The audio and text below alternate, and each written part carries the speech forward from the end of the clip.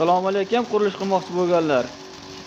Mana pina beton xizmati ish jarayonidan lavha ketyapti. Mana usta akamiz qilib berishyapti.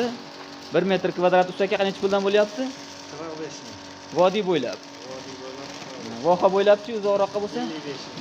Buning ichiga endi yoziladigan material, sement, qum, plus mahsulotlar hammasi o'zingizlardan. Mahsulotlar o'zlaridan ekan, joyini tayyorlab, basta qoqib bersalar, chiroyli qilib qilib berishadi mana. Teksliklari tekis, og'irligi loyga nisbatan yengil bo'ladi. 5 baravar yengilmi usta aka? 4-5 baravar yengil. Xudo xolasa mana chiroyli chiqyapti.